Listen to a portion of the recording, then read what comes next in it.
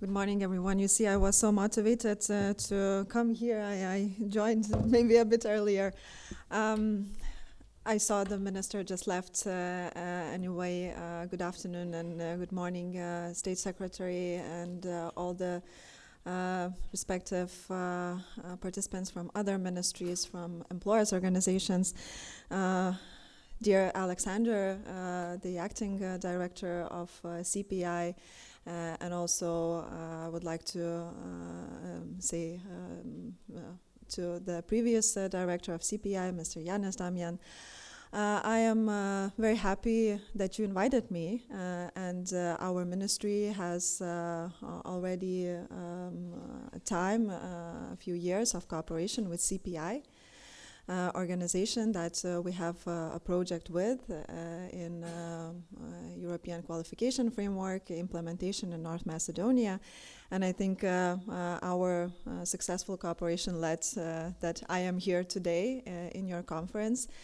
It is actually very nice to see so many people from vocational training, from other organizations, and addressing the very important topic, I would say, that is important in every country now. It's vocational training.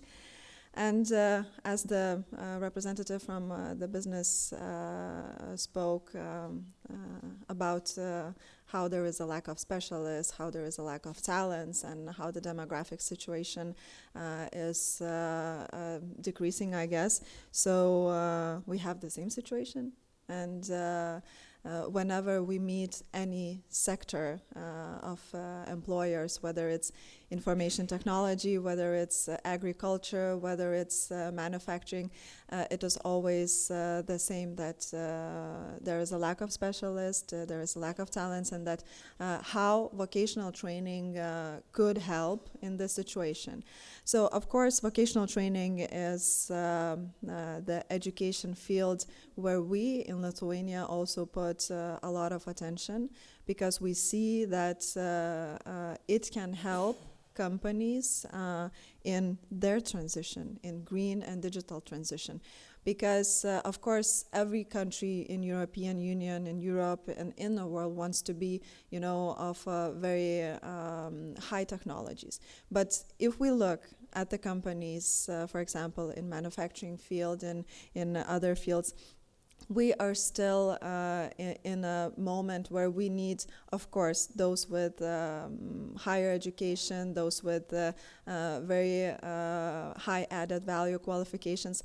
But those people who have vocational training, who have all the qualifications that are provided in this field, are very, very much needed in business now. So we in Lithuania, during the last 4 years, this government that I represent, we put a lot of attention to vocational training, and I'm happy to tell you more about our system.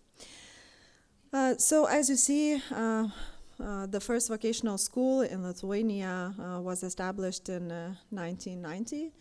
And of course, this is when Lithuania was an independent country, and of course, this school aimed to provide all the skills and education that would meet the needs of the evolving society at that time. And of course, unfortunately, that we had, the occupation. The education system that was established during that period of independence was changed, and vocational training and education was restructured to align with, at that time, Soviet ideals, and it was a part of a planned economy. And as we gained our independence once again in 1991, the law of education was adopted 1 year ago, 1 year after that, and the law of vocational training was adopted after 5 years in 1997. So you see that the attention to vocational training has quite a long time now in our country, and the system was developed during all those years. So in 2007, the period of European Social Fund began in Lithuania, and all this support was used to enhance vocational training programs, to improve infrastructure. So I really invite you, those who are maybe directors of vocational schools who still don't have cooperation with Lithuanian schools, I very encourage you to do that. And of course to visit and see and maybe share experiences between your schools and our schools, how to better develop this field of education. Then in 2017, 6 years ago, there was major changes on the law of vocational training. One very important thing was the centralized admission to vocational training. It helped us to have more insight of who is coming, how many people are coming, and to share the financing better with that centralized admission. All vet schools became public institutions from the budgetary. What it means, it is easier for them now to provide not only education but also other services and to earn money by themselves. And of course, in the law we have all the stakeholders' involvement in all levels of vet. So, of course, now from 2020, we are working quite with a lot of attention to renewal of all vet programs. They were all made modular, so it is easier now for those who want to study. And now with the Recovery and Resilience Facility, with all the funding, we are also going to, this adaptation of vet to green and digital transition. I don't want to stay very long in this slide because, of course, as I understand, we are quite similar in vocational training. So we have initial vocational training, continuous vocational training, and initial vet that is at the lower, upper, and post-secondary levels, and continuing vet is at EQF 2 and 4, and of course all the other non-formal training courses. And also we have EQF level 5 qualifications that are possible to gain in vet and also in higher education. So what is the structure of our vocational education and training in Lithuania?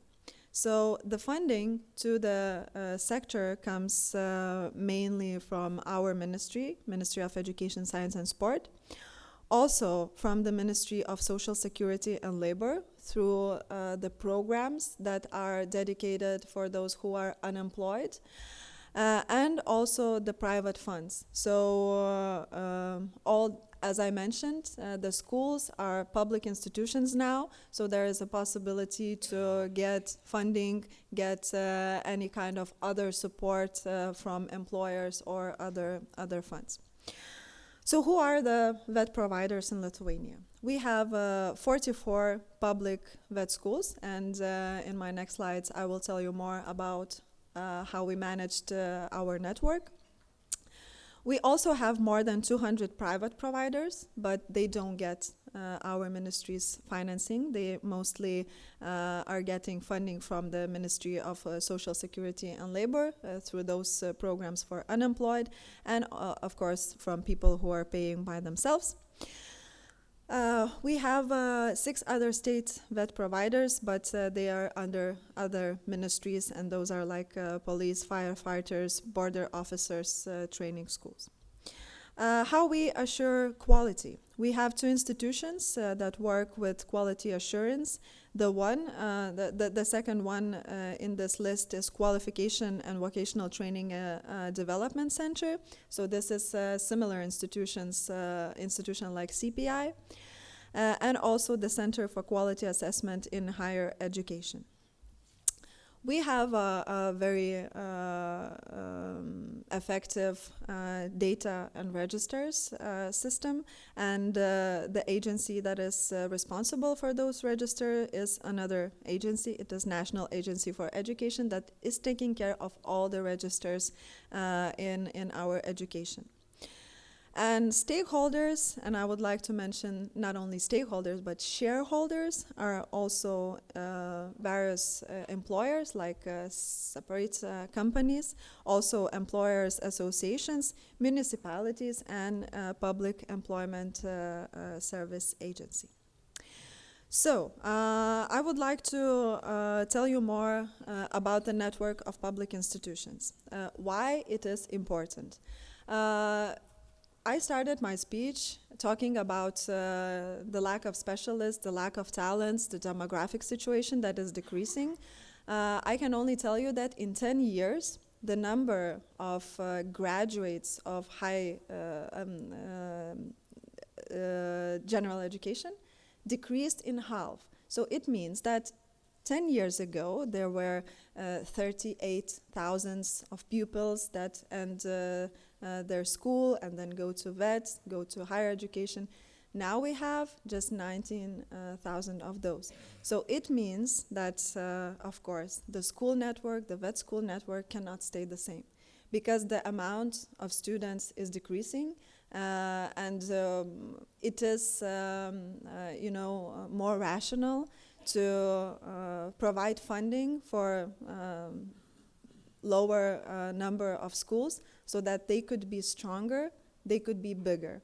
But this change, of course, is very hard. And I understand that politicians that are sitting in the first row understand that.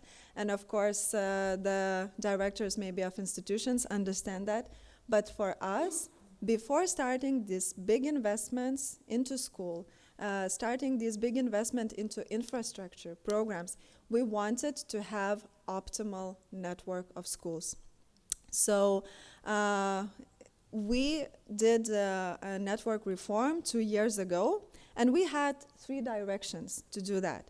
The first direction was to merge very small schools with small number of children to bigger ones, so that they could be like faculties, have their special programs, but not be as an independent institution with that whole administration, but to provide vocational training still as they are. We did not close any school. All places for vocational training stays the same. Just they are not as separate institutions, but they are part of other and bigger. Also, we looked at the bigger cities, and we saw that some of them has approximately, well, let's say 130,000 inhabitants, but they have 3 VET schools. And all those 3 VET schools provide even similar programs. But all those 3 VET schools has totally different quality of infrastructure. They sometimes even share the same teachers. So we thought that it's not rational to have that. So in some cities, we merged even 3 or 4 schools into one. So now they are very big. They have 3,000-4,000 students. They have one administration that we invested into competencies of this administration. We did a very strict contest to get the best directors, and now we see how really these schools are getting stronger and stronger. And also the third direction that we chose was the dedication to Industry 4.0 sectors. Of course, technology and engineering. In Lithuania, we have very strong manufacturing sector. And employers of that sector are very strong partners of our ministry. So we decided to have 2 big centers in our capital Vilnius and in the second biggest city Kaunas. And these schools are totally now dedicated to the sectors of Industry 4.0. So as you see, in 2021, we went from 56 schools to 44. It was very tough, it was very hard, but we see that now it is more effective. So now when the big funding is coming, for us it is easier to distribute it, and we are sure now that more students can use all this infrastructure. So that in numbers. And I am honest and sincere here with the numbers, although I am not happy with some of them. For example, the employment rate. The average employment rate is 62.6%. And now we have an aim to make the employment rate at least 80%. And why we have this situation is, of course, that some of people who graduate VET, they are going to higher education. Some who are graduating, they maybe go somewhere abroad. And the employment rate differs from sector. So for example, the lowest level of employment is, you won't believe it, but in information technologies. We don't know why, although this sector really requires more and more specialists. And the highest employment rate is in transport sector. So this is our aim, to make this number better during the years. Apprenticeship programs are very important to us. We have quite big investment also from the same ERERA fund, and it is 20 million for upcoming few years. So in this program, we provide support to employers to attract apprentices. So we subsidize the wages of those students. And we also provide financial support to schools to develop apprentices, to send more students to apprentices. Because these numbers, they are related. If a student ends apprenticeship program, his employment rate is very good. It usually means he stays in the company where he was taking the apprentice. So now we have around 28,000 of specialists who get vocational qualification every year from the public sector and from the private sector. And nowadays we have around 600 formal vocational training programs that are implemented in various levels of EQF and in various fields. I would say that vocational training is not that popular in Lithuania, although it's, if you look at the statistics, it has the biggest share of people who enters every year, comparing to universities and colleges. I don't know if it's, yeah. So this is VET, this is university, and this is college. But of course we want to attract more young people. I mean, those who come to study VET together with upper secondary education. And in this case, as your minister, I think, mentioned, you have 2/3 of those. We have only 23%. So our aim is to not only to increase the general number of those who come to VET, but also the number of youngsters. So I tried to think what are the main achievements in recent years in Lithuania in VET that is also very influential in now this transition to green and digital, because I really liked the name of the presentation, the previous presentation, so that this green and digital does not come from some sky, but it is a result of many different changes that you do, and you have to go to that changes in the programs, changes in infrastructure, and even changes in the mindset with various different reforms that lead us to better and more effective vocational training. So, of course, the centralized admission, as I mentioned before, we have one institution that makes this general admission to VET every year, and we have admission almost all year long. We have main admission in summer, of course, maybe it's the same in your country. Then we have other rounds in autumn. We have winter admission, through which we attract around 1,000 of those who, for example, went to university and dropped after the first half a year. So we attract almost 1,000 people during that winter admission. For us, it is quite a successful way, and maybe you should also think about that. Another thing is, a few years ago, we made a very big update of all the professional standards in every field. We worked with employers' organizations in that project. So it means we gave all the standards to employers, we gave money, and we said, make it now. Make it as you think that your sector needs those qualifications. And it was quite successful, I would say. Also, external evaluation of vocational training institutions. It is very important that we check the quality, that, it's not like some punishment, right? But more based on a peer review, more based on, as we call it, the traffic lights, where we can see the different processes that are, on the green lights. That is good. Then we have maybe some processes in a yellow and maybe red, where we see that this institution needs support.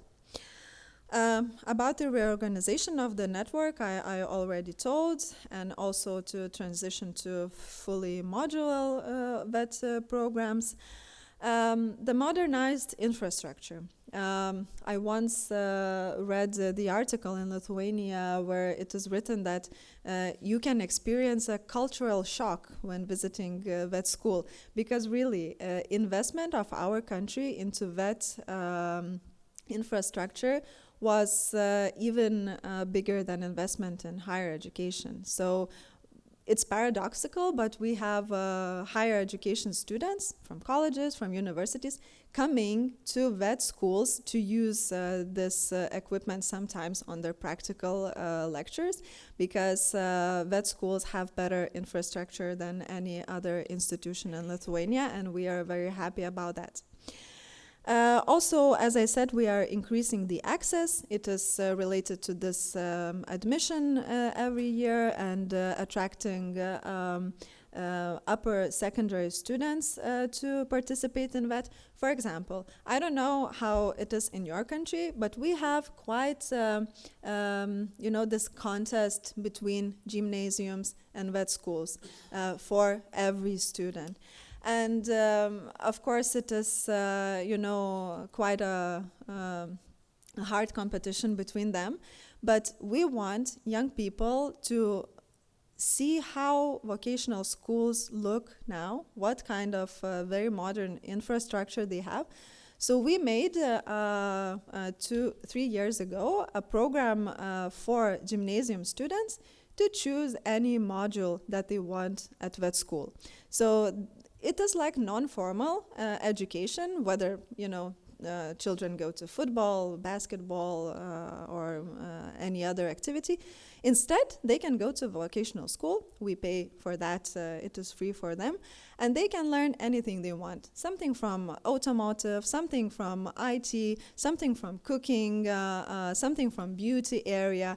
And for us, it is like a way to do this professional guidance that maybe, of course, he will not go out of gymnasium and join the whole program, but maybe he will be motivated to join VET school after gymnasium. I mentioned already the support for apprenticeships, and the recent change that we had in our VET schools, it is related to employers' involvement, and this is related to planning of qualifications. I don't believe that we can plan in many years in advancement what we will need, right? What specialists. We can see now how technologies are evolving, and now maybe next year we will need some specialist related to maybe artificial intelligence development or something. We gave more freedom to vocational schools councils to plan what kind of qualifications they need. And in those councils, the majority of participants are employers. So we have this monitoring system of human resources on a national level, on the governmental level. So we make our numbers, how we would suggest how many students to accept in which field, but also we provide the freedom to the council of every school to decide themselves with their social partners in what qualifications they need to accept more students. So this is first year. We will see how it goes, but for now we see that those councils are happy, they have more freedom, and we from the state level can say that if you plan something bad, so it's your responsibility, not ours. But it is really good to involve employers into that process as much as possible. And of course, success stories. Maybe some of you are from this network of AEHT. So we just had a few weeks ago the annual conference and contest in Lithuania. We have we are posting success stories of, for example, this is one of the famous chef in Lithuania, and he very actively promoting vocational training because he graduated vet school and now he's a star in our country. This year we had a very successful Euroskills. We have 1 gold medal, 1 bronze medal, and 1 medal of excellence. So we are very happy about that. And I think we are the strongest in auto mechanic sector because this is where the gold is coming from. The bronze medal came from programming. So also I think we are strong in IT sector too. And of course, this last picture that is from the company Intersurgical, but it is a very good example of how successful cooperation between vet school and employers is organized. So this company is not only accepting apprentices, they are providing various training for vet teachers, and of course implementing various projects to investing in our vet schools infrastructure. So really I can tell from my experience that if you involve employers very active, if you give responsibility to their hands directly, believe me, they start to invest. First maybe from attention, from time, and then they see that if they invest also financially, providing equipment, taking apprentices, they see that the quality of education is totally different. So we take this path for us as a very successful. So still, we have some challenges. Of course, as I said about it, that it is hard to find employees. It is, of course, the digital transformation and adult participation in training every year. And we have 2 directions for change. It is attracting those young people into upper secondary vet, and of course working with adult people to also reskilling and upskilling. So I will skip this thing and just one of my last slides about the digital transformation in vet. We have 3 directions. renewal of the programs and strengthening teachers' competencies accordingly, and of course improving the infrastructure. And how we are working in this process of renewing the programs. So we now selected relevant economic sectors where the digital and green transition will be the most important. We review the content of standards and programs. We analyze strategic documents of EU, the long-term development strategies in those sectors in our country, in European countries. Also, analysis of foreign experience, how other countries do that, how they renew their programs. We analyzed the successfully implemented projects, which resulted in maybe definitions of new qualifications and competencies.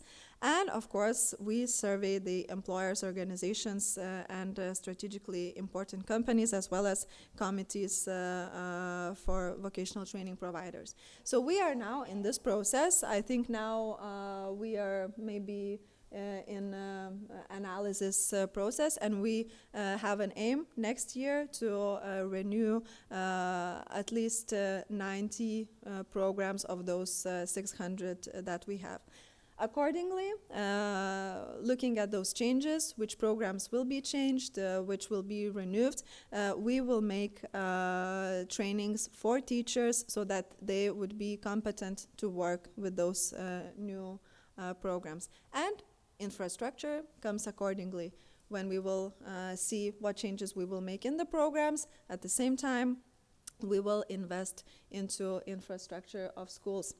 This is it. I think I was on time. Of course, I could speak longer. Maybe we can speak during the coffee breaks or sometime. But once again, I really want to thank CPI for inviting me, my dear colleagues, Alexander and his team.